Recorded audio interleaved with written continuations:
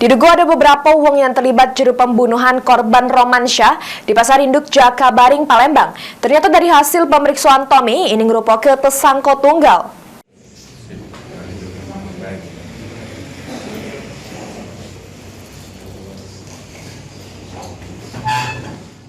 Kapolres Tabes Palembang Kombes Pol Haryo Sugihartono mengungkapkan dari hasil pemeriksaan tersangka dan juga 9 saksi serta kamera CCTV yang ada di tempat kejadian perkara, tersangka Tommy merupakan tersangka tunggal yang melakukan penganiayaan dengan senjata tajam yang menyebabkan korban Romansyah meninggal dunia dengan sejumlah luka bacok di leher, kening, kuping, dan lengannya. Tersangka ditangkap di salah sikok dusun yang berada di Kabupaten Ogan Komering Ilir. Setelah dilakukan pengajaran oleh Satreskrim Polrestabes dan Reskrim Polsek Seberang Ulu 1.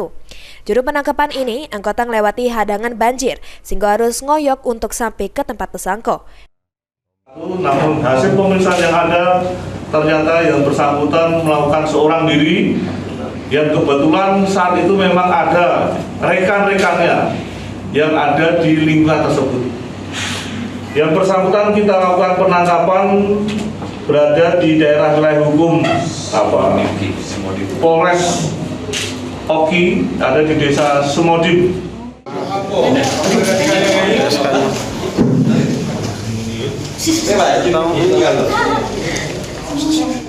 Heru Wahyudi, PAL TV.